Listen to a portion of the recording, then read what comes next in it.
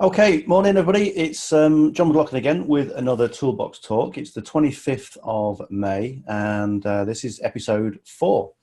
And today what I want to talk about really is, let me move my camera a bit so I can talk to my camera. Let me just slide you all over there. That's better. I'm looking at the screen here. Good. Okay, how's that? That's better.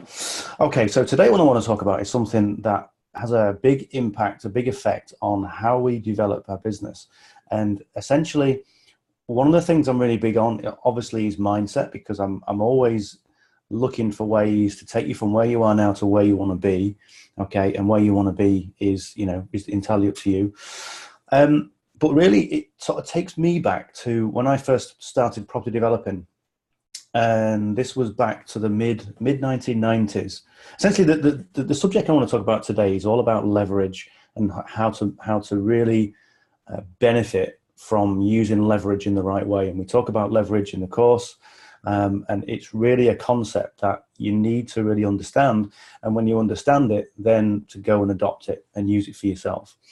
So going back 1995, okay, you may have seen the story on my on my website about when I bought my first ever property. I really wanted to. I was in the police. I wanted to leave. So I thought, okay, I need to do something. So I thought, let's buy and sell properties. Let's let me just hang on. So yeah, let's buy and sell properties, and make money in that way. But the thing with properties is that if you're somebody that's only earning $1,200-$1,400 a month, and a property costs 20, 30,000, how are you going to do that? Okay, so I remember I was looking around for properties. I wanted somewhere to buy, to do up, and then to rent out. So that was my strategy. And I saw a house, and I think it was on the market for something like 29, and it needed plenty of work doing. So I went to have a look at it, spoke to the vendor, spoke to the estate agent, and I said, yeah, I like the property. I'll give you 17. Okay, so it was 29. This guy sort of scoffed and coughed and said, well, I don't think we'll accept that. So anyway, I said, well, that's my offer. Go and have a chat with the person that's selling it. So he got back in touch with me and he said, okay, they'll accept 17 and a half. So I said, great, fantastic. So of course, I put a little bit of money down. I got a mortgage on it. And it took me 12 months to actually do this place up because I had no idea what I was doing. But after 12 months, it had gone up by $10,000. Well, it's pounds actually, but I'll say dollars because we're on the internet. So it went up by 10 grand.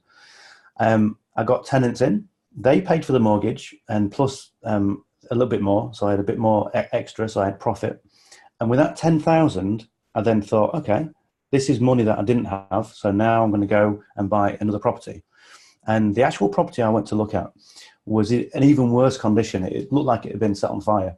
Inside, but the guy actually smoked a pipe, so it was in a terrible state. So they wanted, I think, 20,000 for it, and I went to look at it. And bearing in mind, I was in a good position because I had that cash that had been tied up from the previous house that I'd made.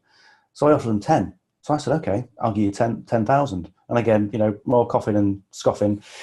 And they went back to the people that were selling it, and they said no, they really don't want to. They really wanted 20. 10,000 offer was a bit low, but they'll take 11.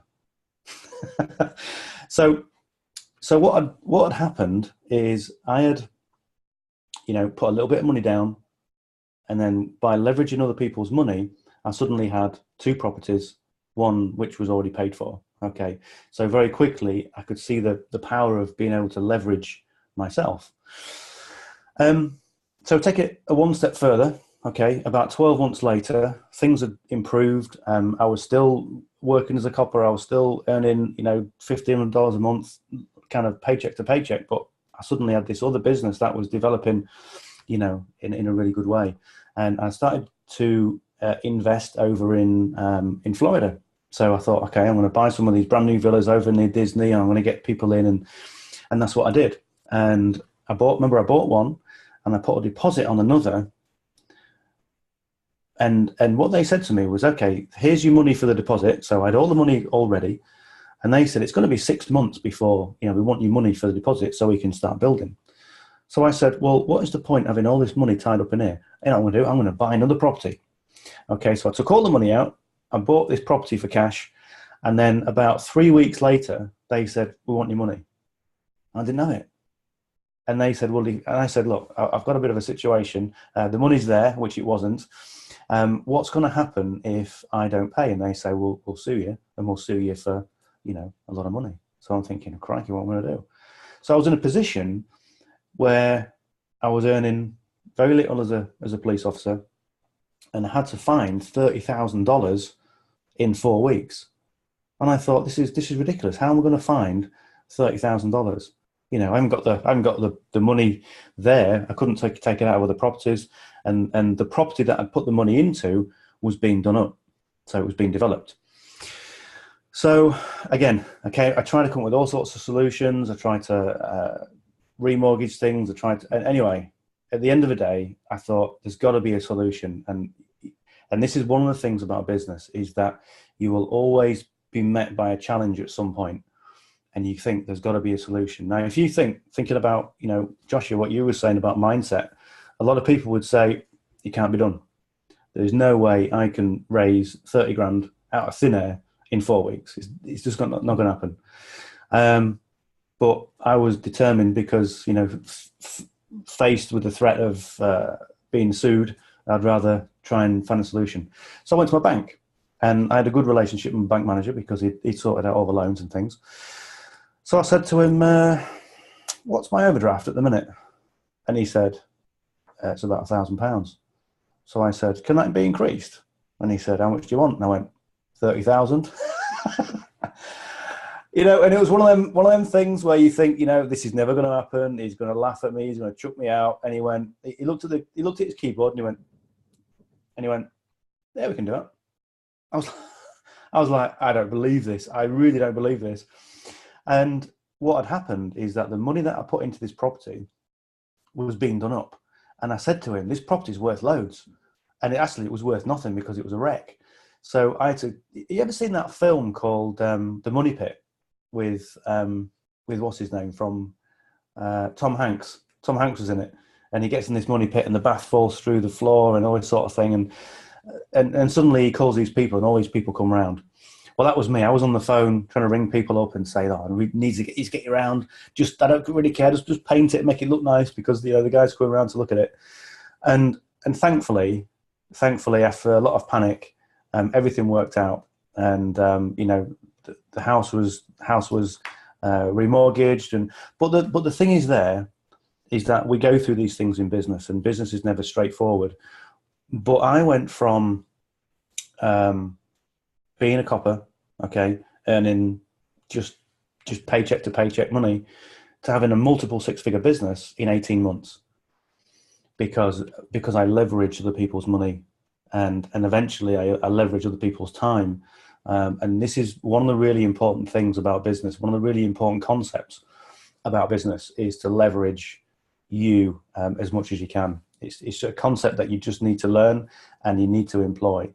Now, one of the things that I'll say is that a lot of people go through the school and education system, or they have preconceived perceptions and ideas from their parents, from your parents, from your teachers, that all debt is bad. Now, a lot of people will say, I had a long conversation with a lady, one of my neighbours, and she was talking about credit cards. Oh, it's the downfall of society, is credit cards and all this sort of thing. Because they don't really understand about debt. And if you go onto the recommended reading list that I've got in the resources, you'll see The Millionaire Mind, and you'll also see, the 4-Hour Work Week, and the books by Robert Kiyosaki. So Rich Dad, Poor Dad, and also the Cash Flow Quadrant. And he talks about the difference in debt. Essentially, Kiyosaki will give you information about how to become financially literate, because people really in schools, they're not taught how to manage money. They're not taught how to build businesses. Essentially, in school, you're taught how to be a very good employee, and business is essentially a path that you take by yourself. So Kiyosaki talks about good debt and bad debt. Okay, so do we know the difference between good debt and bad debt? Good debt okay, is debt that you amass to acquire a return, okay? So bad debt is when you go on holiday and you pay it on a credit card and you come back and you've got to work harder to pay that debt back. That's bad debt. Okay, bad debt is when you buy a big flat screen TV and you put it on the wall or you put it in your house and you admire it because everyone thinks it's great, but it's always depreciating. Okay, bad debt is buying a new car.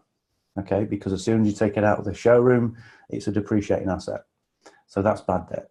Good debt is debt that puts money in your pocket, and bad debt is debt that takes it out. So one of the challenges a lot of people talk about is, well, okay, I've bought my first house.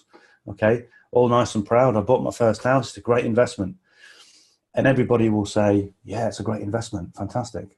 And the people with financial literacy will say, well, actually, it's not an investment because you haven't to pay for it. You haven't to pay mortgages. You haven't to pay taxes. So it's a liability. So in your journey in business, the only way, and bear in mind, if you think about what I did with property and what I've done with online businesses, is that you invest very little money.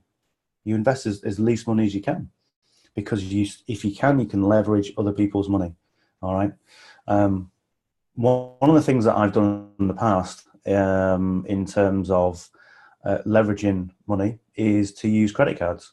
And this was something that was, it was a concept I never even thought of. Excuse me. And what you do is, depends on how good your credit rating is. You go online, okay, and you look for platinum credit cards. And you look for the biggest credit rating you can find. Okay, so if you've got a good credit rating, you'll get a good limit and you'll get a good return. You'll get a good rate. So you purchase a product, a business product that is an investment on your credit card, and then you transfer that balance onto another credit card for a balance transfer. Okay, so you get it's a different type of card where you can transfer the balance. Now the credit card company, okay, whatever you do with a credit card company, they will take a fee. Okay, that's their job. Their job is to try and get as much money out as you can, which is why you've got to be a little bit careful, because if you don't manage your money properly, then they'll just keep piling on interest, and that's bad. And okay, a lot of people on this call are kind of nodding and going, yeah, I understand what that is, because a lot of people have been there. I've been there, where suddenly, you buy something for $1,000 and it costs you $2,000 because you've missed payments. Okay, way in the past. So the way to leverage it is to take advantage of these offers that are available to you that a lot of people don't think of. Buy a good debt product on a credit card, transfer the balance, and then pay the balance off with zero interest. And that's the thing. The important thing is to keep paying it off. But coming back to the whole leverage thing, okay, we've spoken about leveraging money, and this is really important. And then as you get onto your business, leverage other people's time. Okay, this is something that I didn't do for a long time, because I'm a little bit of a control freak, and I like to make sure everything's right. I'm like, the email that someone sent didn't have a full stop and all this sort of thing. I'll do it myself. But what you've got to do with other people's time is you're leveraging your time, and then in turn what you're doing is you're developing a lifestyle. And that's really what we're looking to do, is to develop a lifestyle and develop that balance. And the only way you'll do it is by leveraging. Okay, and we talk about this in the course at some length, and when it comes to looking to make investments in whatever you do, whether you go into property, or whether you buy a restaurant, or whether you're looking at other internet products and you need to invest money, then don't look at, okay, what have I got in the bank? Because that isn't business thinking. That's employee thinking.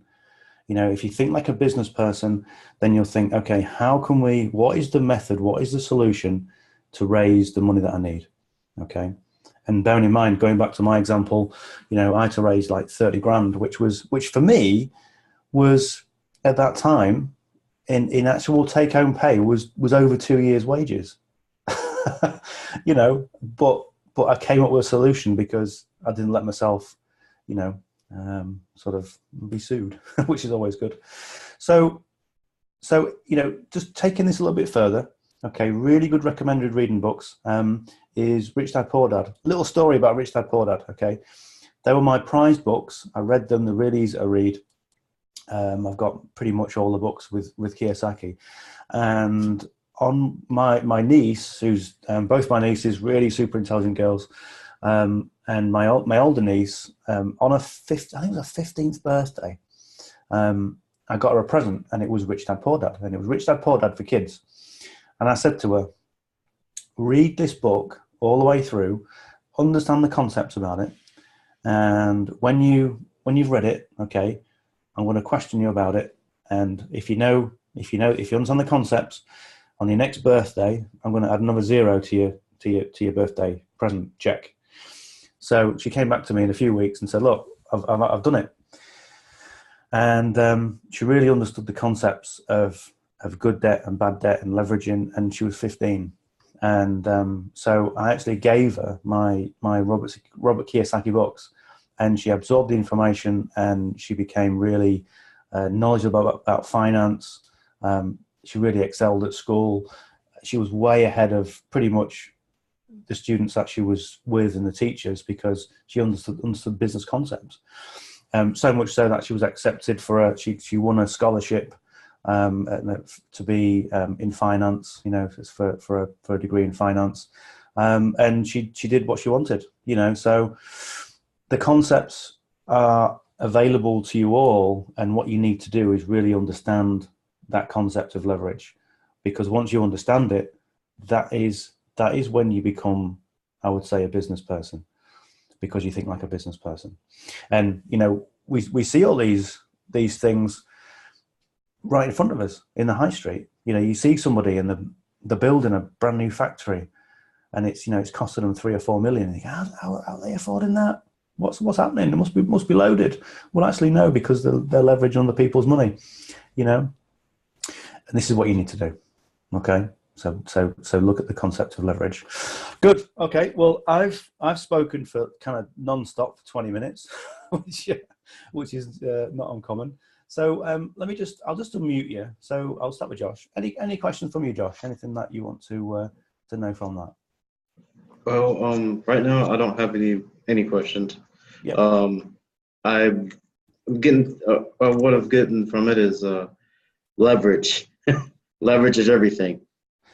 It really is. And if you don't leverage, then you're not going to go to the next level. And this is what people talk about, the next level. It's all about leverage and scaling. I know these are words, but if you can do that, like I said, I went from 0 to earning, actually the whole businesses were worth over $500,000 by the time you got going, and that was sort of within a 2-year period. Now, if I hadn't leveraged other people's money, then I wouldn't have done that. I just couldn't have done it. Yeah. So it's really important to do that. Good. Okay, Peter. Any questions for me, Peter? Yeah. I can see the top of your head. Can someone? Yeah. There we go. That's better. How you doing? Yeah, I think it's. Yeah, I want to ask, can someone do business without leveraging? Assume the person has his own money, a lot of capital that can do all the business by itself, employing some people. Can it be possible? Can you build a business without leveraging? Is that what you said? Yeah. It kind of depends what sort of business. I mean, I use the property developing analogy simply because people understand the price of property, and most people haven't got multiple thousands lying around the house. Yeah. So can you? Yeah, you can. I mean, the thing is, it takes longer. So what you do is you would start at a lower level, and you have to put more effort in. So your workload increases. So for me with the property is I'll just meet you on a minute. I'll just mute you out because there's a little bit of feedback. So with me, with the property, I leverage other people's money, but I didn't have enough money to leverage other people's time. So I was kind of working like 20 hours a day almost. I was working 8 hours in the job, and I was working 8 to 10 hours on the tools, doing plastering and trying to do houses up. So that's kind of what I would say is that, yes, you start very small, and then as you get more money, you get more success, then you can start to employ people, and then you can start taking a step back. But the thing is, when you employ people that are much better than you. You don't employ a master of all trades like I am. You employ a plasterer who can do it twice as quick, twice as good, in and out, done. In the online business, if you want to write some articles, yes, you can sit at the website. You can sit on your website and write articles, 3 or 4 hours, or you can employ someone to do it for a fraction of the price, which is much better, And so you gain leverage that way, and then what you do is you get the money in from your business, and then you reinvest. So you kind of leverage it at small amounts, and then that builds up. Okay, so so kind of that kind of you can do both. But I think it's advisable to leverage. That one is better. It's better to do that. It really is. Yeah. Thank you. Good. Okay. Let me just mute you out again. Okay, good. Well, I think we'll call that one done. So we're 25 minutes in. I like to keep these about 20 minutes. We could probably talk all day about leverage, but we'll keep that one done. Okay, so that was episode 4, Toolbox Talks. I'm going to put a copy of this in the room, and you'll be able to see it at your own leisure as well. Okay, good speaking with you all, and we'll see you on Monday. Next Toolbox Talks, episode 5 on Monday. All right. Speak soon. Bye for now.